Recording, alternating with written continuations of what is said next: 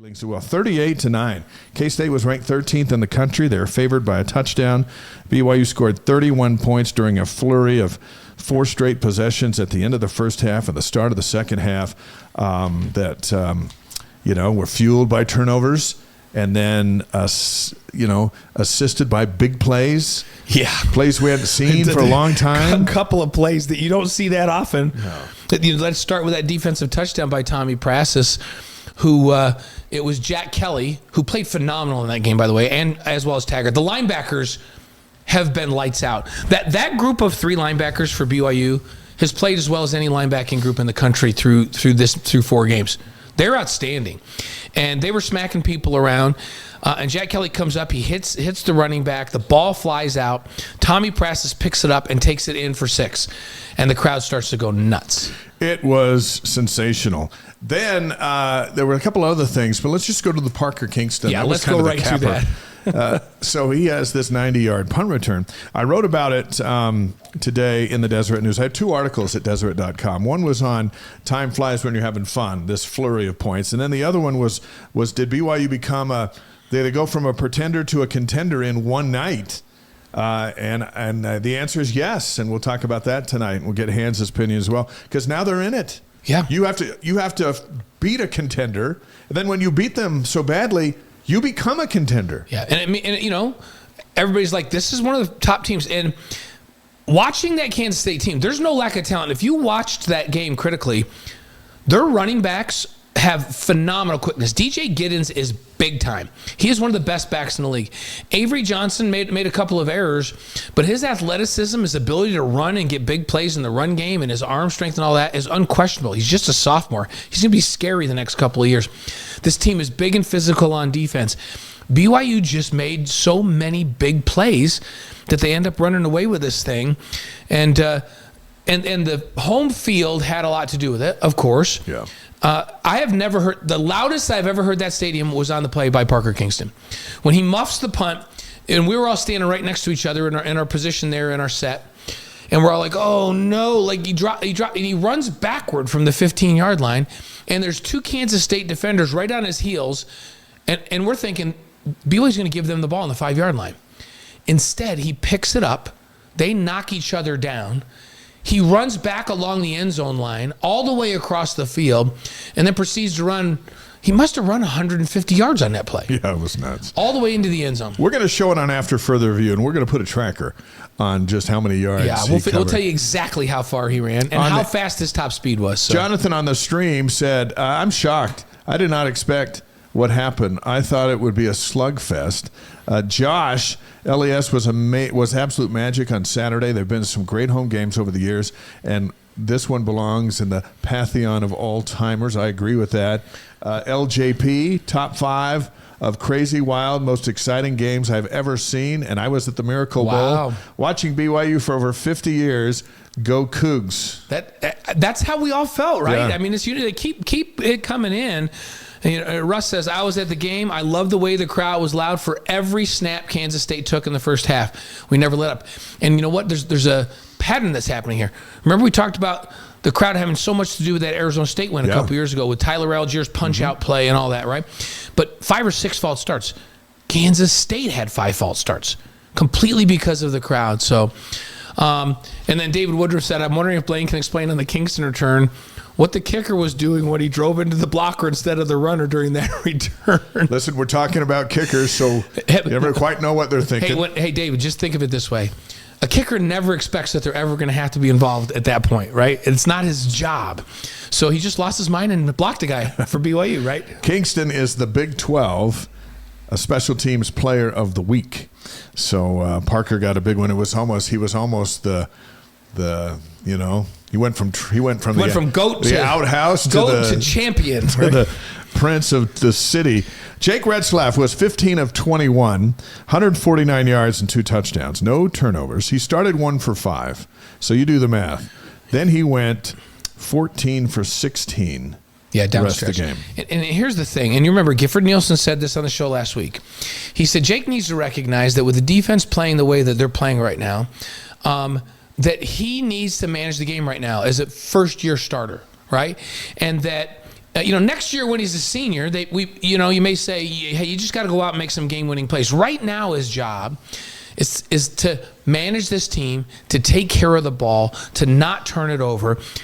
He was phenomenal in that regard in this game. To go 14-16 down the stretch, he had a couple of errant throws early. I think he was jacked up. I think all of us were a little hyped up to start that game. He threw a pass that had to have been like 90 miles an hour.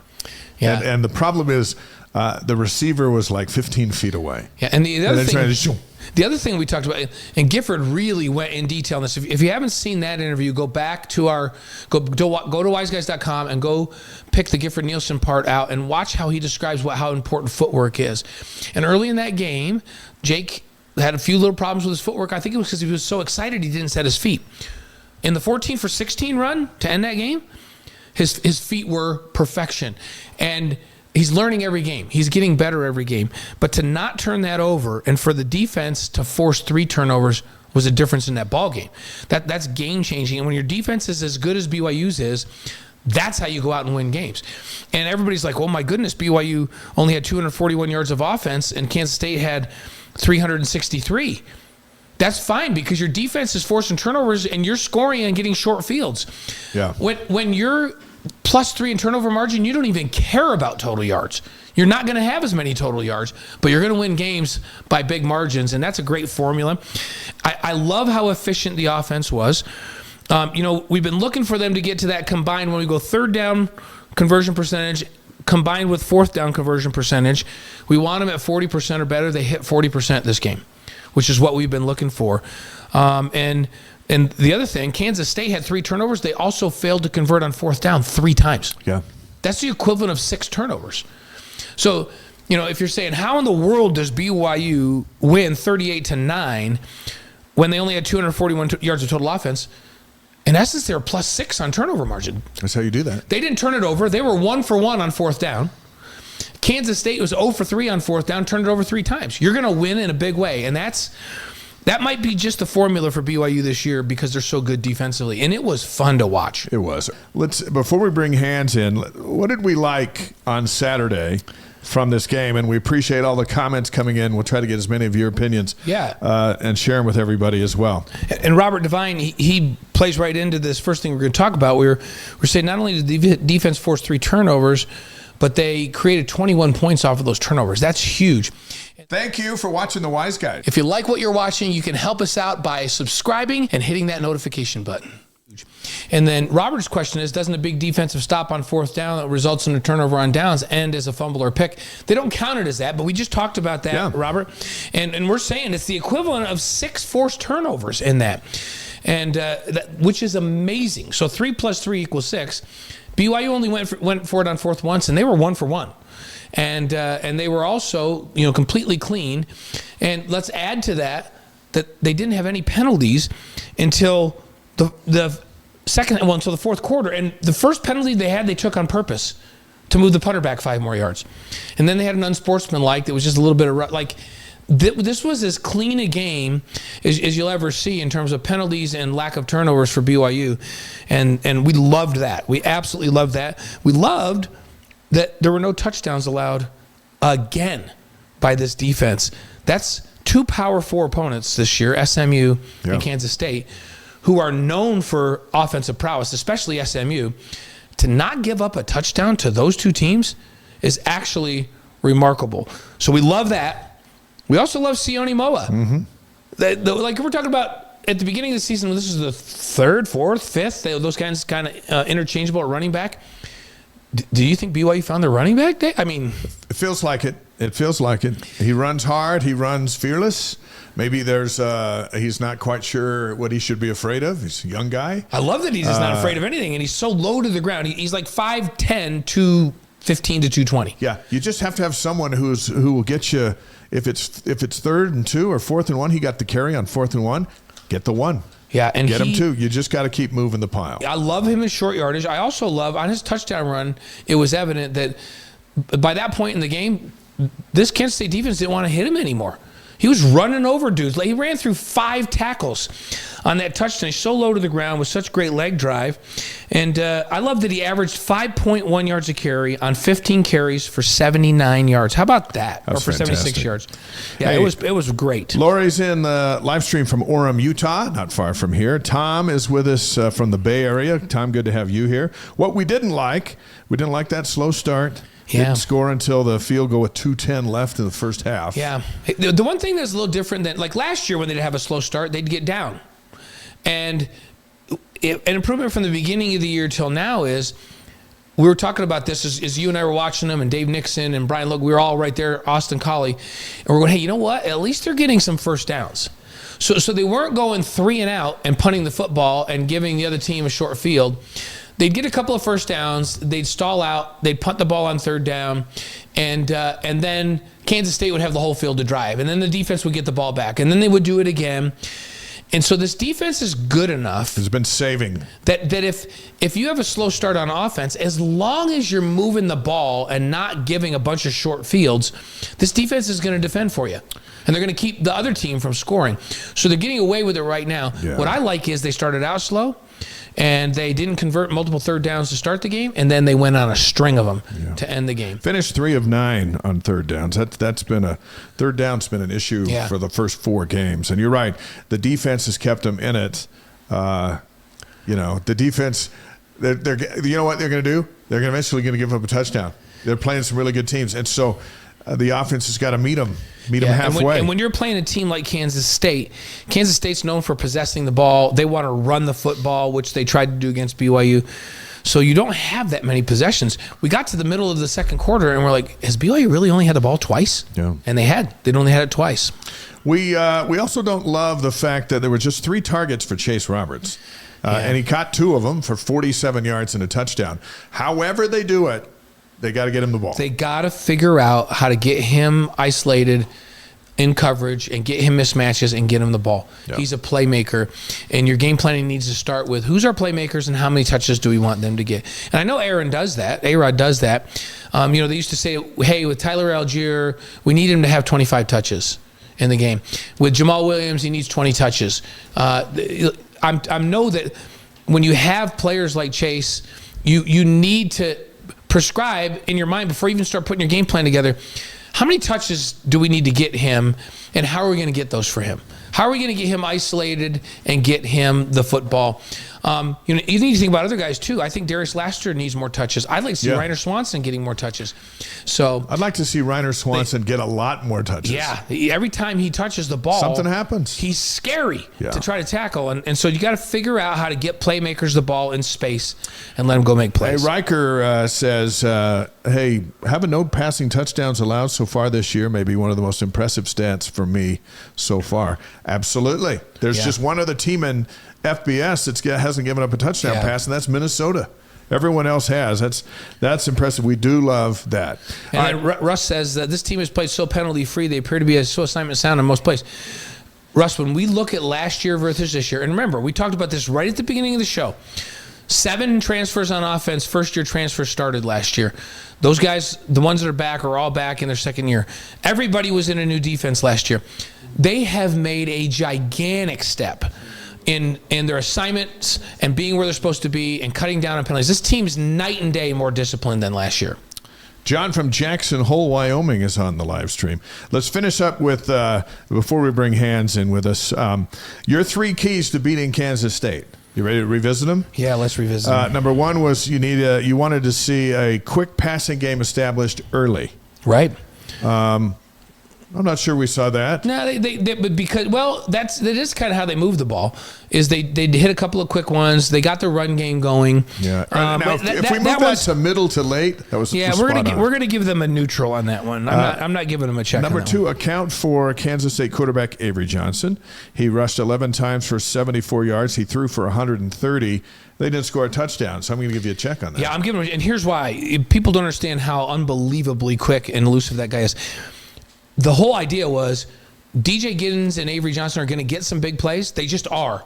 They can't be to the house. Yeah. Like their biggest play can only be 25 to 30 yards, and then the defense can stiffen up because if we don't let them go to the house, they're never going to drive on us all the way down the field. I'm giving a big-time check because even though Avery Johnson got away a little bit, That's okay. He never got away to the house. And number 3, win the turnover battle. It was 3-0. A big check right there. Plus 4 stops on fourth down, or 3 stops on fourth down. I'm saying they were 6-0. Okay. On that. Let's say and we're that. we're going to give them 2 checks, which is going to make up for the neutral on established quick passing. 2 checks are always better than one. Yeah, we're going to give them 2 checks. Hey, do you want 1 check or do you want 2? I'd like 2. Let's take a look at the Bears. Thank you for watching The Wise Guy. If you like what you're watching, you can help us out by subscribing and hitting that notification button. They are 2-2 on the season. They beat Tarleton State 45-3. They lost up here at Utah 23-12 in one of the most boring games known to man. They beat Air Force 31-3. I love they said what's boring for the man. Yeah, it was. And then they got beat in overtime to Colorado 38-31. You heard Hans talking about that. A Hail Mary at the end of regulation to force OT for Colorado, and then the Buffs beat them. So they're licking their wounds from that one. They've been good at home against teams they should be good against, and they've lost on the road against 2 pretty decent teams. Vegas, never mind Kansas State and what BYU did to Kansas State. Vegas has the Bears between a 2 and a 3-point favorite, which is really interesting to me. But yeah. We called Vegas out on our shows this last weekend saying, we're going to get started getting followed around. You guys haven't been close. Yeah, they're 0-4. They're not only 0-4 and picking, like they picked BYU to win. But not by the right points. But by not even close. Like they've been 20 points off on some of these games. It's weird for Vegas to be off like that. Yeah, and so I think they're off again. I do think Baylor is a really good physical team defensively. On the offensive side of the ball, I don't see any game breakers on that side. I see a bunch of really good athletes that are solid. When you look at them on film, the thing that scares you is they're really good defensively and they're really solid defensively. So you can't afford to turn the ball over when you're playing against a good team defensively because you're not going to have that many possessions anyhow. Baylor wants to run the football. So it's a team. Sawyer Robertson, Hans mentioned him, and Sawyer Robertson as a quarterback, he wasn't the starter. Finn was the starter at the beginning of the year. After that Utah game, they went, you know what, we're going to go with the transfer. And they put Robertson. He's a big guy, 6'4", 220. Against Colorado, he led them in passing. He had 148 yards passing and 2 touchdowns. He also led them in rushing. They run a lot of RPO stuff, run pass option, where he pulls it and runs it. 82 yards and a touchdown rushing. Here's the most impressive thing. He didn't turn the ball over. He didn't have a interception. And he's played in a couple games now, 463 yards, 3 touchdowns, no interceptions. He's averaging 154 yards a game. This team's not going to wow you throwing the ball around. They want to play great defense, and they want to run that RPO and run the football. They want the quarterback involved in the run game. It's not a flashy football team. And so BYU's got to play really physical because this is one of the more physical teams in the league, and they have to take care of the football in this one. Boyd says, I'm driving to the game from Leander, Texas with my son. Excited to see the team. Hoping for the best. Go Cougs. Boyd, get up there for that tailgate. Yeah. 300 can just show tacos up. And get brisket on there. Was it from Rudy's? Yeah. Yeah. Sounds like a perfect day, sunny in the 80s. Uniforms, BYU's going to go with the white helmet, the white top, white pants, royal trim. It's the 4th straight game they've been in the all whites. That's right. And they're not going to be in the blues until after the bye, and we're in October. That's right. Until we see the Cougar Blues. So that doesn't happen ever. Historically, this BYU Baylor, the last meeting was 2022. BYU 26-20 win in 2 overtimes in Provo. That was against a ranked Baylor team. And then the last meeting in Waco was in 2021. Baylor with Gary Bohannon as their starting quarterback. And this was the Big 12 champs, by the way. That was a good team. 38-24. That game, the other thing I remember about that game, that Baylor was really good, but that nobody could cover Puka Nacua. No, he was unstoppable. Like, BYU wasn't great that game, but Puka Nacua, I just went, this is like he's playing at another level. Like, he's a man among boys out there. Got his first touchdown in that game. Yeah, he was ridiculous. And there was a different thing because BYU came in ranked. Right. Because they came off those big wins. And Baylor was not ranked. Right. And so they kind of flip-flopped, and Baylor, they were licking their chops. This was their game to get it right. They got it right. They went on to win the Big 12 championship. BYU finished, 10-3 in 21, something like that. But they got thumped that day. And it's a really interesting dynamic. And Hans described the dynamic that Baylor's coming in. They were ahead in the game. They gave up a lead. They give up a Hail Mary to end the game to go into overtime, and then they lose in overtime. And they're going to come out of there. Like, what kind of a mindset? That's hard to recover from. Now, BYU on the other side, you have to guard against, and Kalani mentioned it in the audio that we put on, in the video that we put on at the beginning of the show, where you've got to guard against a letdown after having such an emotional sky-high win against a ranked opponent coming into your place. So they're coming from opposite places, but both have the big job of coming back to the middle and coming and playing a game and being solid and not being overhyped or overdown coming into the game. Let's get your 3 keys to Baylor. And by the way, Dr. Derwin L. Gray wants to get in on your keys. What is he saying? If the BYU defense holds Baylor to less than 140 yards, BYU wins by 21 points or more. That's Dr. Gray. And you know what? He was spot on his picks. Yeah, he really was. So thanks, Dewey, for appreciate that, getting Dewey. In there. So we're going to make a note of that, and we'll follow up with it next week. So what are your 3 keys to beating Baylor? And some of them are the same that Dave and Debbie rolled out for us. I say win the turnover margin battle. Okay. And I just mentioned this. Because Baylor hangs their hat on defense, and they play good defense and they want to run the football, you don't have as many possessions. You cannot afford to give those away. The ball is life, right? You don't give away the football. So turnover margin is impressive, or is important. That's my 1. Number 2, take what the defense gives. So in other words, as this game starts and you're Aaron Roderick up there, you're looking, are they going to put 8 in the box and just say you're not going to run the ball? Fine. Then throw a bunch of quick game and get the ball out and throw the ball. Are they going to drop back and say you're not going to throw it against us? Then you're going to have to run the ball. So you have to be really smart and take what the defense gives. I think you're going to need to make them to defend the short game early in the game, because they're going to stay on top of things, and then you'll get them to creep up, and then you can get some big plays over the top later in the game. Okay, all right. And number 3? Number 3 is no big plays over the top for Baylor. Baylor's a grinding team. I don't see a tremendous number of just lightning quick game breakers. You cannot afford to give this team big plays. Either side of the ball. Don't give them a pick 6. Don't put the ball on the ground and let them scoop and score it. But on the defensive side for BYU, make them earn points. Make them kick field goals when they have drives. Do not give big plays over the top. If Baylor doesn't get some big plays over the top, I don't think they have enough offense to beat BYU. All right, those are Blaine's 3 keys to beat Baylor. We'll revisit them next week and see how he did tomorrow.